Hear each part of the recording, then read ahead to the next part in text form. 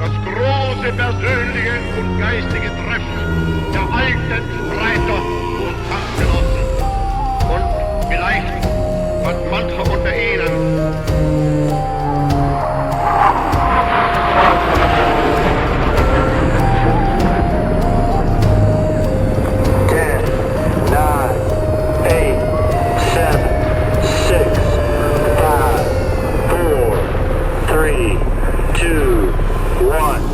Bienvenidos a Archivos del Tiempo, podcast.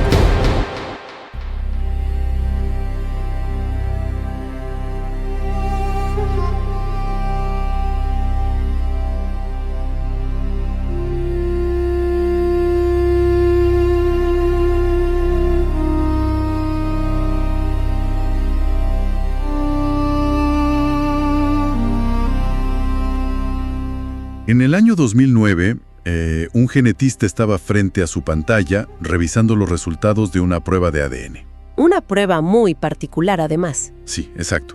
Extraída de un fragmento de cráneo que tenía un agujero de bala. Y durante décadas, la Unión Soviética guardó ese hueso, bajo llave, digamos, en sus archivos estatales. Lo exhibían como la prueba definitiva. Tal cual. La prueba irrefutable de que Adolf Hitler había muerto en el búnker de Berlín. Pero, y aquí viene lo increíble, la pantalla no arrojó el perfil genético de un dictador.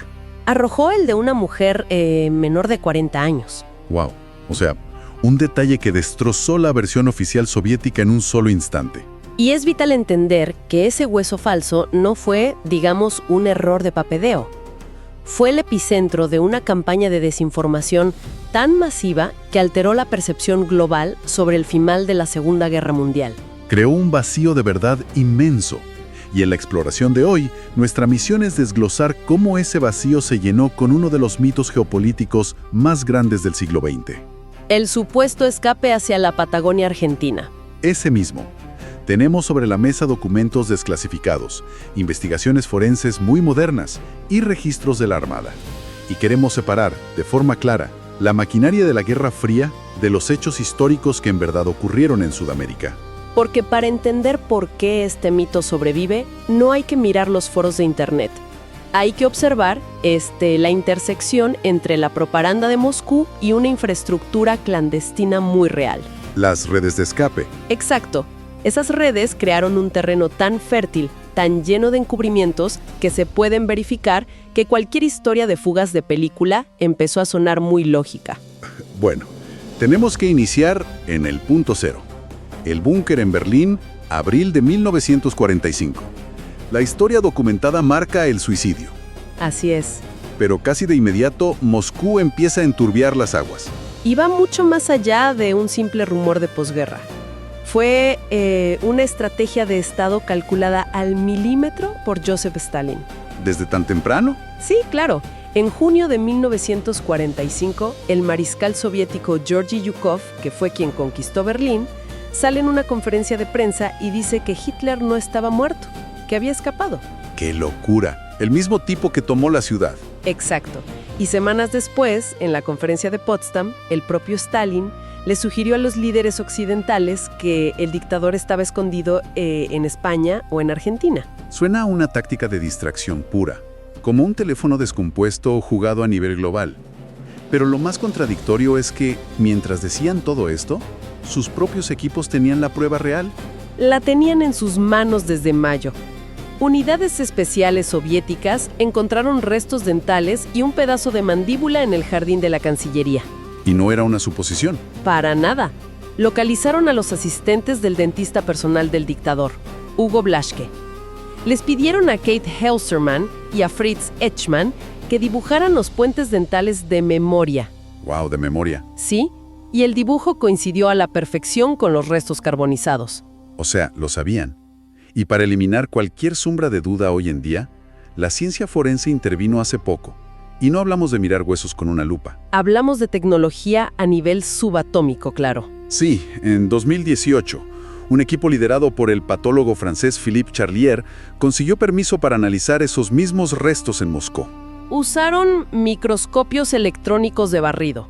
Es fascinante porque no solo vieron la forma de ese puente dental de oro que era muy inusual, sino que analizaron el sarro de los dientes. El sarro, que es como un disco duro biológico, ¿no? Tal cual, guarda todo lo que consumes. Y en ese sarro no encontraron ni una sola fibra de carne. Lo que confirma su estricta dieta vegetariana. Y hay más. Observaron depósitos azulados en las prótesis de metal. Eso es un indicador químico de una reacción con cianuro. O sea, confirma el método del suicidio, pastilla y disparo. Todo coincide con una concordancia perfecta con las radiografías de 1944. No hay espacio para la duda científica. Y aquí es donde, para mí, esto choca contra un muro lógico. Si la evidencia dental es tan concluyente, me cuesta mucho entender cómo la historia del cráneo falso opacó la verdad por décadas. Bueno, falló porque los soviéticos guardaron en secreto la evidencia dental. Usaron el misterio como un arma. Para mantener la atención, supongo. Claro, Stalin necesitaba que los aliados estuvieran nerviosos, creando la ilusión de que el fascismo podía resurgir de la nada. Y la cortina de humo funcionó porque la sospecha del mundo tenía una base muy sólida. Una infraestructura enorme en Sudamérica, ¿verdad? Exacto. Una red humana y financiera dedicada en exclusiva a proteger a los altos mandos del Tercer Reich. Las infames líneas de ratas. Y acá pasamos del mito en Europa a la realidad cruda en Argentina. Porque, a ver, no eran 4 fanáticos escondidos en una cueva. No, operaban a plena luz del día, como una institución. Claro, la fuga requería una maquinaria financiera gigante. Y ahí entra Ludwig Freude. Un empresario con muchísimo poder, vinculado al Banco Alemán Transatlántico en Buenos Aires. Y se descubrió una lista con 12,000 simpatizantes nazis en Argentina que aportaban sumas de dinero gigantescas. Y todo ese dinero iba directo a una sola cuenta. Al Credit Suisse.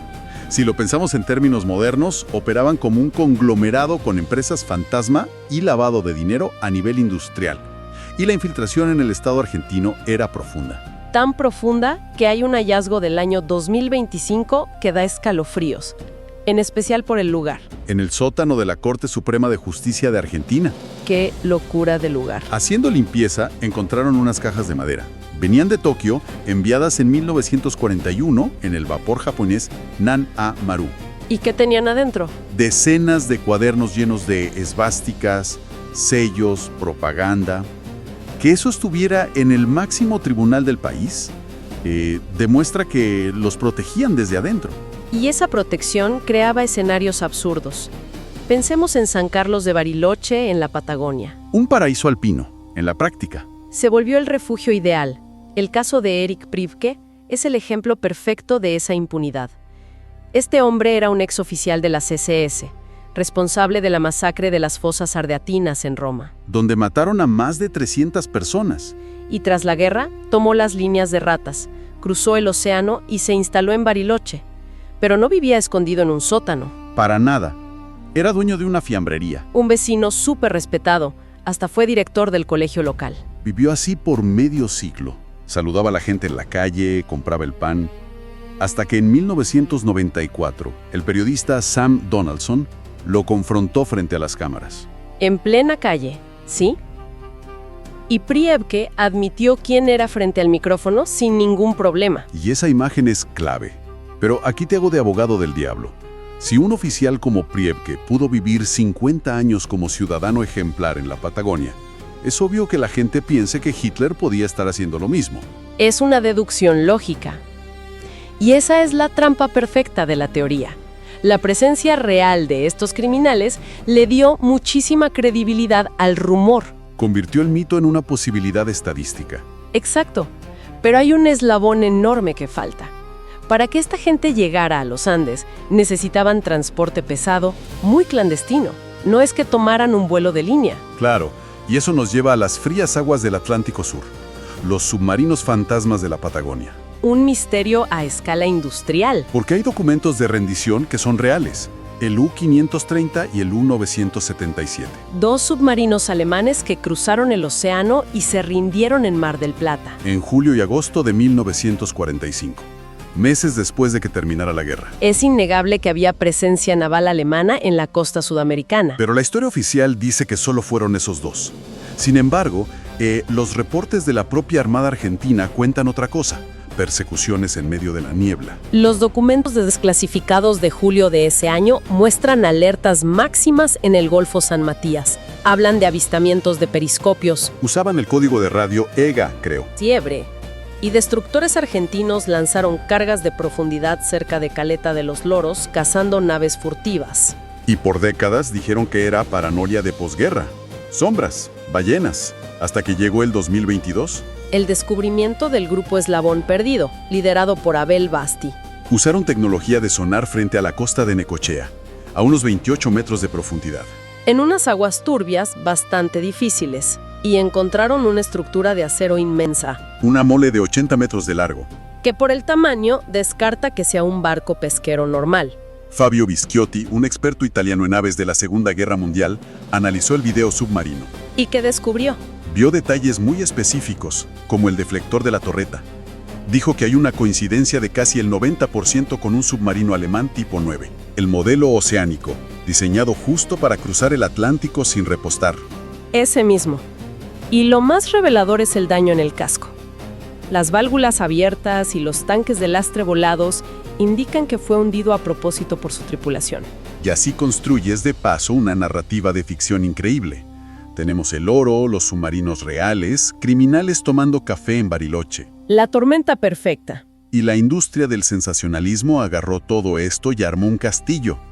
La anatomía de una teoría conspirativa en estado puro. Libros como Lobo Gris o programas como Hunting Hitler armaron una línea de tiempo espectacular de supervivencia. Dicen que bajó del submarino, se escondió en la hacienda San Ramón y luego se fue a la mansión Inalco. ¿Inalco es esta propiedad de estilo bávaro frente al lago Nahuel Huapi? No. Sí, rodeada de bosques, casi solo accesible por agua. Un cuartel de película de espías. Y dicen que murió ahí de viejo en el 62. Es una historia hecha para vender. Tiene paisajes exóticos, oro robado, la encarnación del mal operando en las sombras. Pero cuando cruzas esto con los historiadores serios, se cae a pedazos. No hay rigor documental. Ninguno. Historiadores como Kyle Walters la llaman, en sentido literal, basura. Richard Evans analizó las fuentes y vio que son puros rumores de segunda mano. O fuentes inventadas, como el libro de Manuel Monasterio, un autor argentino. Que años después admitió frente a sus colegas que había inventado personajes y detalles operativos solo para que el libro fuera más atractivo. Es de no creer. Construyen sobre ficción pura. Y para entender el nivel de histeria de la época, hay un caso de 1946 en Estados Unidos. Ah, el minero de Kentucky. William Henry Johnson. Un minero que mandaba cartas diciendo que él era Hitler escondido. Un minero bautista haciéndose pasar por el líder nazi. Y las cartas eran un delirio. Pedía donaciones, decía que hacía túneles hacia Washington y que iba a gobernar el universo con naves espaciales invisibles. Lo trágico o lo increíble es que logró recaudar miles de dólares de ciudadanos comunes antes de que el FBI lo atrapara. Ese nivel de credulidad lo explica todo. Muestra el trauma de la posguerra. La bomba atómica rompió la confianza en la realidad. Si el mundo podía volar por los aires en un segundo, pues naves invisibles o mansiones patagónicas no sonaban tan raras. Hay un contraste narrativo que define nuestra exploración de hoy. Las teorías como la de Inalco son guiones de Hollywood, un gran escape, cuentas secretas, un plan maestro en los Andes. Le da cierto sentido ordenado a la maldad. Tiene un ritmo atractivo. Exacto. En cambio, la realidad forense es cruda. Un suicidio en un búnker subterráneo inundado, con olor a cianuro y escombros. La ficción nos atrapa mucho más. Es que el cerebro busca patrones, busca el misterio, no un final tan estático. El engaño soviético encendió la chispa, pero la infraestructura de las líneas de ratas le dio oxígeno al mito por 80 años. Porque usaron verdades históricas para tapar la falta de pruebas. Y esto me deja pensando en algo para quienes nos escuchan. Pensemos en la naturaleza del secreto. Si en 1945, con telegramas, papeles y bancos de ventanilla, lograron ocultar a 12,000 financistas y mover criminales por el océano, Es una logística enorme. hoy, con dinero digital sin rastros, empresas fantasma que se crean con un clic y redes encriptadas, ¿qué nivel de redes clandestinas o verdades históricas podrían estar operando y ocultándose frente a nuestras narices? Es una perspectiva que cambia por completo cómo vemos la información hoy en día. A veces la historia nos da fragmentos. Un diente de oro en Moscú, unas cajas en una corte, un submarino hundido. Piezas de un rompecabezas. Y el gran reto es unir esas piezas con evidencia real, no con la seducción de una película de espías.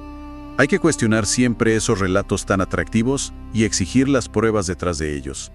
Gracias por acompañarnos en este análisis profundo. Mantengan siempre la curiosidad despierta. El viaje por la historia nunca termina. Solo espera el próximo destino. Nos reencontramos pronto.